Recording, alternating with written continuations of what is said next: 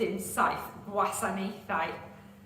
Nawr ni wedi bod yn edrych ar bywyd cynnar Iesu, pan oedd Iesu wedi cael ei eni, oedd e'n 8 diwrnod oed, beth oedd e'n gwneud pan oedd e'n 12, ac wythnos diwethaf, o'n i wedi gweld Iesu yn cael ei bedyddio.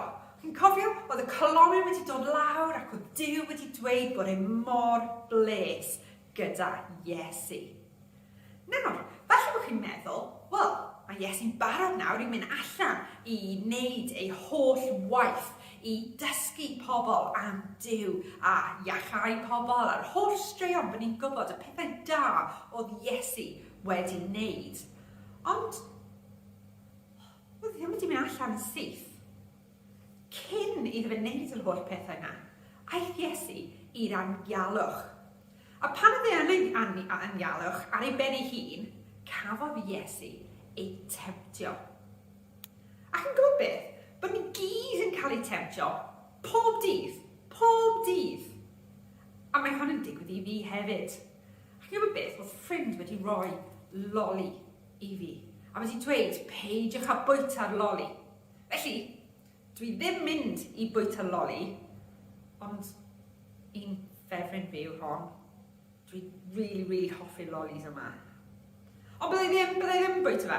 Ni'n mynd i gwylio fideo nawr yn gweld Iesu yn cael ei temtio yn yr Anialwch. A, wel, dwi ddim yn mynd i bwyta'r loli. Na, dyma'r fideo.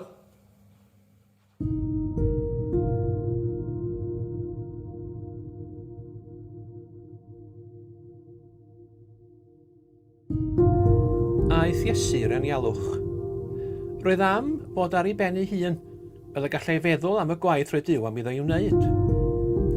Credai fod llais yn siarad ag yn dweud, mae Duw wedi rhoi power i ti, trwy'r cerrig yn fara rhag i ti lwgu. Dywedodd Iesu, na, rydw i am wneud pethau yn ffordd Duw, mae hynny'n bwysicach na bwyd. Dywedodd y llais, neidiad i ar dŵr ychyr deml, bydd angylion Duw yn dachub di, bydd pawb yn gwrando arna ti wedyn. Rydw i am wneud pethau yn ffordd Duw, tydi Duw ddim am i mi ddangos fy hun, meddai Iesu. Clywodd y llais unwaith eto. Edrychad o gwmpas, gallat fod yn frenin ar bopeth. Dywedodd Iesu, rydw i am wneud pethau yn ffordd Duw, Duw yw gwir frenin yr holl fyd. Roedd Iesu'n gwybod erbyn hyn ei fod yn barod i wneud y gwaith roedd Duw am iddo i'w wneud, a byddai'n i'w wneud yn ffordd Duw.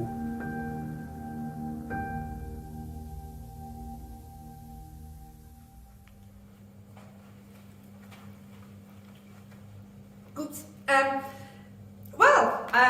Dyna'r stori. Iesu yn cael ei temtio yn yr Anialwch.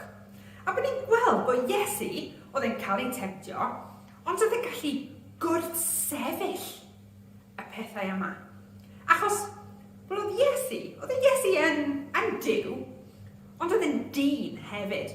Oedd Duw wedi dod lawr i'r ddaear fel dyn, fel ni. Felly, Iesu wedi mynd trwy'r un pethau bod ni'n mynd trwy pob dydd. A mae hon yn esiampl i ni, i beth i wneud, sut i gwrthsefyll y pethau sydd yn temtio ni.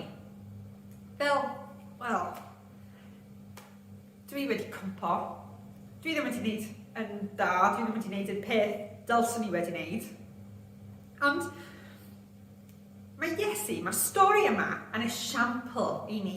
Achos wrth i Iesu cael ei temtio, beth oedd e'n wneud?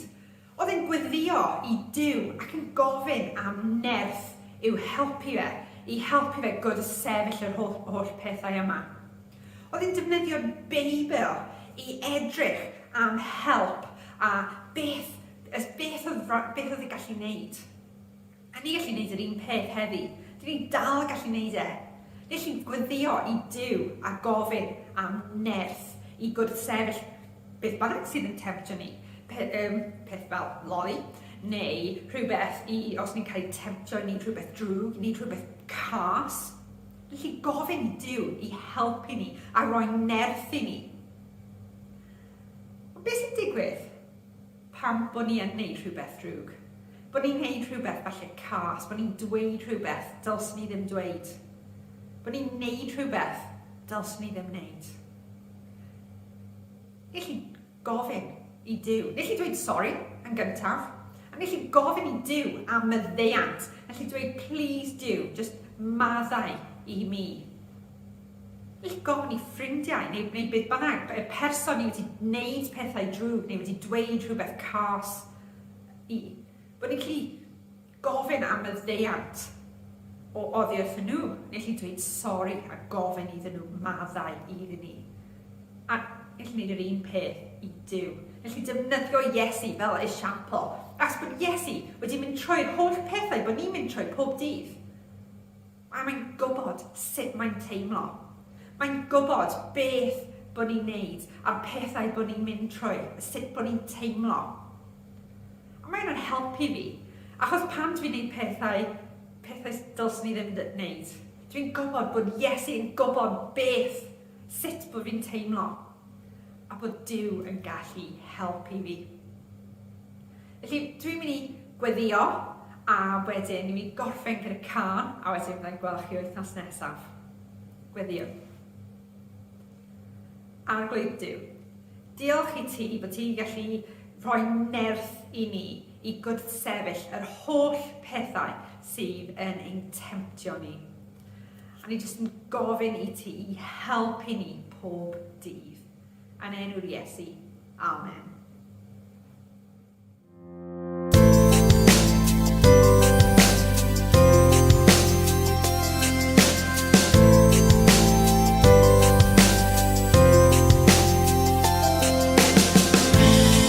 Mae nghalon yn daddoli am bobeth nes di mi.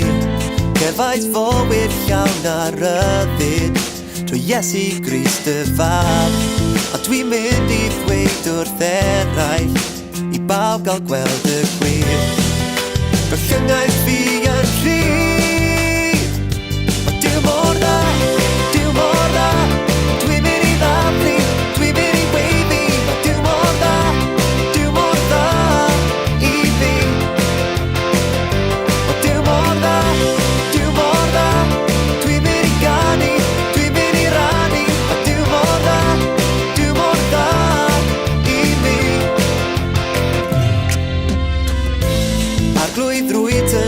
Mor ffyddlon, a'r gariad sy'n ddidrau. A ble bynnag fyddai'n crwydro, fe fyddi di wrth law. Dwi'n mynd i weiddi'n uchel, i bawb gael gweld y gwir.